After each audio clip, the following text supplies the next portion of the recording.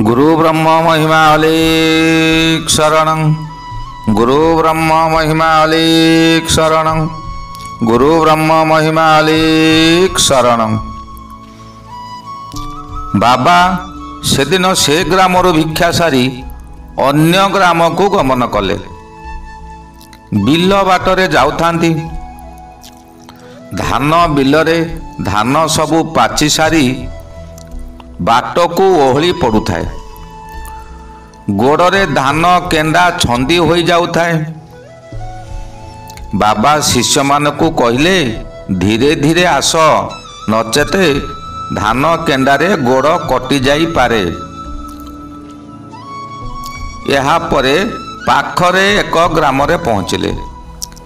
से ग्राम रे एक कोठ घर थाए।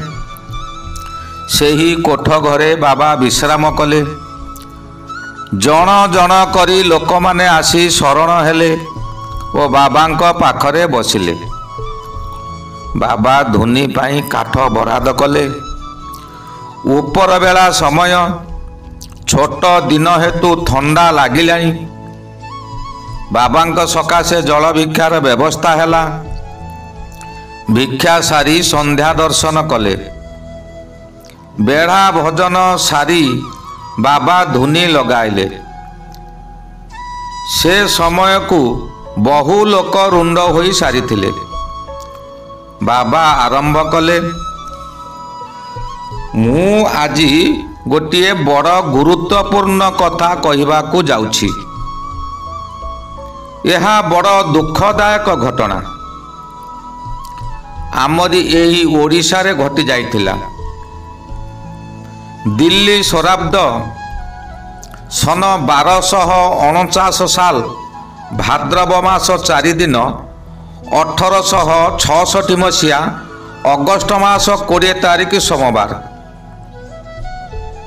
चाषी माने बिलरे बेउषण काम सारी दे थांती। सहजे भाद्रव मासरे धान बिलरे पानी रखा जाए नहीं। भाद्रव मासर खरा एक बड़ उपकारी खरा। ये खरा बिलरे माटी उपरे पड़े कांड बिंधा पोक, हलदी मुंडी पोक आदि मरी जाई थांती। तमे माने एबे जानी नथिबो, पूर्व काल रे आलमीरा गोडरेज बाक्स नथिला। से समय रे सिंदूक थिला। ताहा पुणी बड़ लोक मानक घरे थिला। चाषी मूलिया घरे बेतरे बुणा जाइथिबा गोटाए पेड़ी थाए। सेही पेड़ीटी पुणी बहुटीए जेतेबेले शाशु घर को प्रथम थर आसे, ता माँ सेही पेड़ी रे केते खंड साड़ी देइथांती। सेही पेड़ी रे थिबा लुगा वर्षा दिन रे जलीय बाष्प द्वारा ओदा हो जाए। ताहाको भाद्रव मासर टाण खरारे सुकाई देले ता मध्यरु बाहरुथिबा एक दुर्गंध छाड़ी जाए ओ रुखिया पोक बोली एक पोक लुगा को काटी पारंती नाही। कारण सेतेबेले थिला सब सिलिकी लुगा। सिलिकी लुगा को रुखिया पोक काटी दियंती।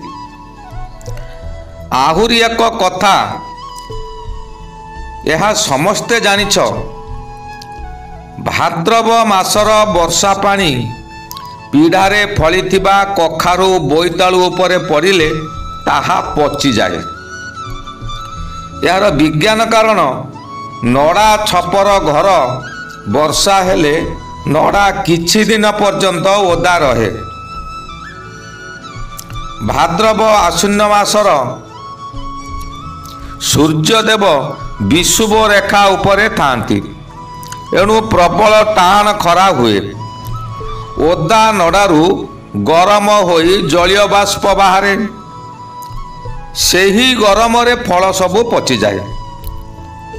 एणु माँ माने भाद्रव मास पूर्वरु कखारू बोईतालु तलकू आनी दिन रे खरारे देई भल भावरे सुखाई रखितांती। यह द्वारा से कखारू और बोईतालुर स्वाद वृद्धि हुए और बहु दिन साइदा होई रही पारे। एणु चाषी माने ଭାଦ୍ରବ ମାସର ଖରା ବିଲ ମାଟିରେ ପଡ଼ିବା ସକାଶେ ବିଲକୁ ଶୁଖାଇ ଦିଅନ୍ତି।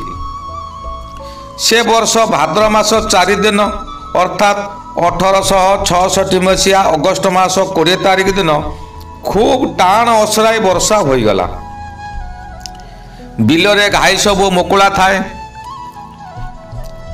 ବିଲରୁ ପାଣି ସବୁ ବାହାରିଗଲା। ଭାଦ୍ରବ ମାସର ଟାଣ ଖରା ଖାଇ ଧାନ ଗଛ ସବୁ ସବୁଜ ହୋଇଗଲା। ଦୂରରୁ ଦେଖିଲେ ପୃଥିବୀ ରାଣୀ ସବୁଜ ବର୍ଣ୍ଣର ଗାଲିଚା ବିଛାଇଲା ପରି ଭ୍ରମ ସୃଷ୍ଟି ହୁଏ। ଭାଦ୍ରବ ମାସ ଶେଷ ହେଲା। ଚାଷୀ ସମସ୍ତ ଘାଇ ବାନ୍ଧିଦେଲେ। ବର୍ଷା ହେଲେ ବିଲରେ ପାଣି ଭର୍ତ୍ତି ହେବ ଓ ଧାନ ଥୋଡ଼ମୁହାଁ ହେବ।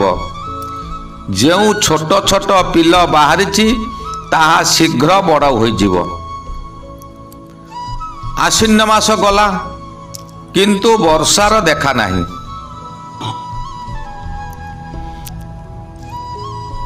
ଆକାଶରେ ଖଣ୍ଡ ଖଣ୍ଡ ଧଳା ବାଦଲ ଏ ପାଖରୁ ସେ ପାଖ ଭାସି ଭାସି ଚାଲି ଯାଉଥାଏ। ଚାଷୀମାନେ ସେହି ଭସା ବାଦଲକୁ ଚାତକ ପକ୍ଷୀ ପରି ଉପରକୁ ଅନାଇଥାନ୍ତି। ସମସ୍ତଙ୍କ ମୁହଁରେ ଗୋଟାଏ କଥା, ଆଶ୍ୱିନ ମାସ ସରିଲା, ଆଉ ବର୍ଷା ହେଲେ ମଧ୍ୟ ରକ୍ଷା ନାହିଁ। ଧାନ ବିଲରେ ଧାନ ଗଛ ଶୁଖିବାକୁ ବସିଲାଣି। ଠାଏ ଠାଏ କଙ୍କାଳ ମୋଡ଼ି ହୋଇ ଓହଳି ପଡ଼ିଲାଣି। ଏପରି ଅବସ୍ଥା ଦେଖି ଗ୍ରାମର ମହାଜନମାନେ ତାଙ୍କ ଅମାର ଘରେ ତାଲା ପକାଇ ଦେଲେଣି। ସେମାନେ ବୁଝିଗଲେ ଏ ବର୍ଷ ନିଶ୍ଚୟ ଭୟଙ୍କର ମରୁଡ଼ି ହେବ। ସେମାନେ ଯଦି ଧାନ କରଜ ଦେବେ ତାହା ମିଳିବ ନାହିଁ, ବୁଡ଼ିଯିବ।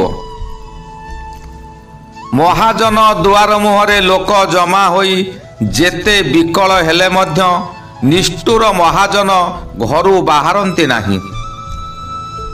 କାର୍ତ୍ତିକ ମାସ ହେଲା। ବିଲରେ ଧାନ ବାହାରିଗଲା, କିନ୍ତୁ ପାଣି ନଥିବାରୁ ଧାନ ଫୁଲ ବାହାରିଲା ନାହିଁ।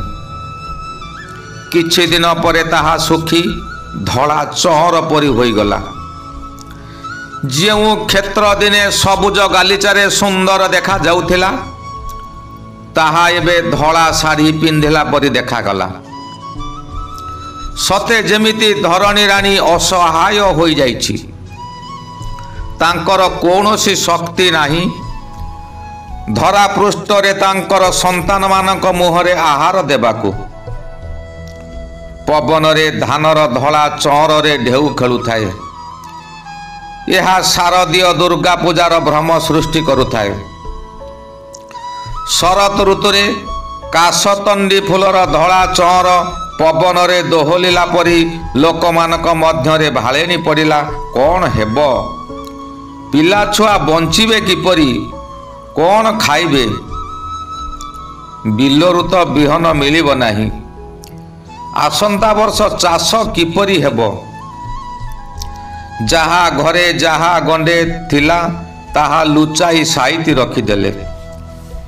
ସମସ୍ତେ ବିଲରେ ଗୋରୁ ଛାଡ଼ିଦେଲେ। ଗୋରୁମାନେ ବିଲରେ ଶୁଙ୍ଗି ଶୁଙ୍ଗି ଚାଲିଲେ, କିନ୍ତୁ ତାହା ଖାଇଲେ ନାହିଁ। ବର୍ଷା ନାହିଁ, ଘାସ କେଉଁଠି ନାହିଁ। ଗୋରୁମାନେ ଖାଇବାକୁ ପାଇଲେ ନାହିଁ। ସେମାନେ ଦୁର୍ବଳ ହୋଇ ପଡ଼ିଲେ। କେହି କେହି ହାଟକୁ ନେଇ ଗଲେ ବିକ୍ରି କରି କିଛି ଅର୍ଥ ଆଣିଲେ ପିଲା ଛୁଆଙ୍କ ସକାଶେ ଖାଦ୍ୟ ଆଣି ମୁହଁରେ ଦେବେ। କିନ୍ତୁ ହାୟ, ହାଟରେ ଗୋରୁ କିଣିବାକୁ ଗରାଖ ନାହାନ୍ତି। ମନ ଦୁଃଖରେ ଘରକୁ ଫେରାଇ ଆଣନ୍ତି। ଘରେ ପହଞ୍ଚିଲା ପରେ ଛୋଟ ପିଲାମାନେ ଦୌଡ଼ି ଦୌଡ଼ି ବା ବା କହି କୁଣ୍ଢାଇ ପକାନ୍ତି। ବା କ'ଣ ଆଣିଛୁ ଦେ, ମୁଁ ଖାଇବି। ବାପ ନିରୁପାୟ। ଆଖିରୁ ଧାର ଧାର ଲୁହ ବୋହି ଯାଉଥିବ। ଊର୍ଦ୍ଧ୍ୱମୁଖ ହୋଇ ଖାଲି ଆଖିରୁ ଲୁହ ଗଡ଼େଇବା ଛଡ଼ା ଅନ୍ୟ କିଛି ଉପାୟ ନଥିବ। ପିଲାଙ୍କୁ କ'ଣ ବା ଆଶ୍ୱାସନା ଦେବ? ଦୁଆର ମୁହଁର ବନ୍ଧକୁ ଆଉଜି ବୋହୂ ମାଟି ଛିଡ଼ା ହୋଇଥିବ। ବାପା କ'ଣ ଆଣିଲେ ରାନ୍ଧିବ, ଛୁଆଙ୍କୁ ଖାଇବାକୁ ଦେବ, ନିଜେ ଖାଇଲେ କଅଁଳା ଛୁଆଟି କ୍ଷୀର ଖାଇବ। କେତେ ଦିନ ଅବା ଉପବାସରେ ରହିବ।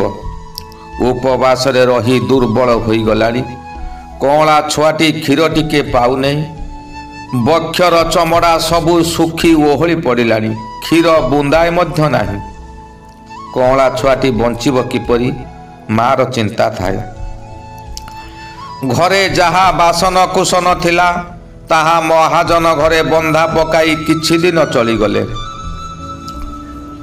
ଜମି ବନ୍ଧକ ଦେବାକୁ ମହାଜନ ଦୁଆରେ ଲୋକ ଧାଡ଼ି ବାନ୍ଧିଲେ। ନିଷ୍ଠୁର ମହାଜନ କାହାକୁ 5 ଗଉଣି ତ କାହାକୁ 2 ଗଉଣି ଦେଇ ଜମି ବନ୍ଧକ ରଖିଲେ। ସେ ସମୟରେ ବନ୍ଧକ ରଖିବାର ଅନ୍ୟ ନାମ ଥିଲା କଣ୍ଟକ ବଲା ବା ନିର୍ଦ୍ଦିଷ୍ଟ ସମୟରେ ନ ଫେରାଇଲେ ଆଉ ଜମି ସେ ଫେରାଇ ନେଇ ପାରିବ ନାହିଁ। ନିର୍ଦ୍ଦିଷ୍ଟ ସମୟ ଚାଲିଗଲା ପରେ ଯେତେ କାକୁତି ମିନତି ହେଲେ ମଧ୍ୟ ମହାଜନ ଜମି ଫେରାନ୍ତି ନାହିଁ। ତଥାପି ଲୋକମାନେ ପିଲାଙ୍କର ଜୀବନ ବଞ୍ଚାଇବାକୁ ଯାଇ ଜମି ଓ ପରେ ପରେ ଘର ଢିଅ ଆଦି ବନ୍ଧା ପକାଇ ଦେଲେ। ଏହିପରି ଚୈତ୍ର ମାସ ହୋଇଗଲା। ତେନ୍ତୁଳି ଗଛରେ ନୂଆ ପତ୍ର କଅଁଳିଗଲା। ଗୋଟାଏ ଗୋଟାଏ ଗଛରେ 10ରୁ 15 ଜଣ ଲୋକ ଚଢ଼ି ପତର ତୋଳି ଖାଇଲେ। ଗଛର ତଳେ ଥିବା ମା ମାନେ ଜୀବନ ବିକଳରେ ଉପରକୁ ଅନାଇଥିବେ।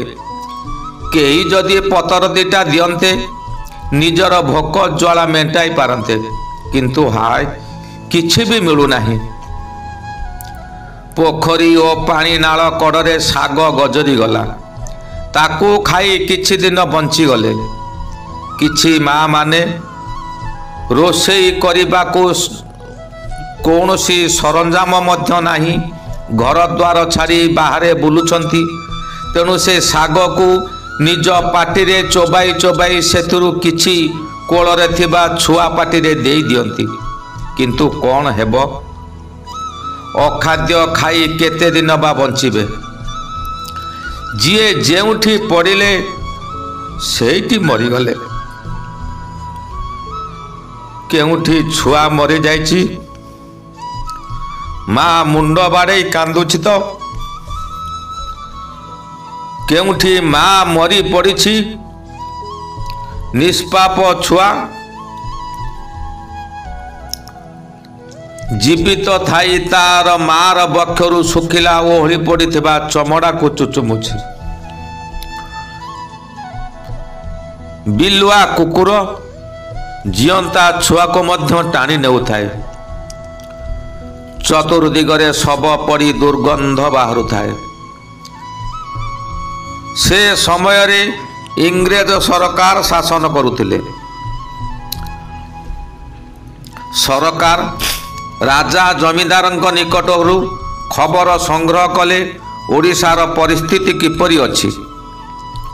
ଏମାନେ ଖବର ଦେଲେ ରାଜ୍ୟରେ ଯେତିକି ଧାନ ଗଚ୍ଛିତ ଅଛି 2 ବର୍ଷ ଖାଇଲେ ସରିବ ନାହିଁ। ଓଡ଼ିଶାର କିଛି ଅଭାବ ନାହିଁ। ଯେତେବେଳେ ଇଂରେଜମାନେ ଜାଣିଲେ ଲୋକମାନେ ପୋକ ମାଛି ପରି ମରିଯାଉଛନ୍ତି, ସେ ସମୟକୁ ବହୁତ ଡେରି ହୋଇଯାଇଥାଏ। ବର୍ତ୍ତମାନ ପରି ସେ ସମୟରେ ରାସ୍ତାଘାଟ ନଥିଲା। ବର୍ତ୍ତମାନ କଲିକତାକୁ ଯେଉଁ ଜାତୀୟ ରାଜପଥ ଦେଖୁଛ, ସେ ସମୟରେ ତାହା ଗୋହିରୀ ଥିଲା। ଇଂରେଜ ସରକାର ରେଙ୍ଗୁନ ରାଜ୍ୟରୁ ଚାଉଳ ମଗାଇଲେ।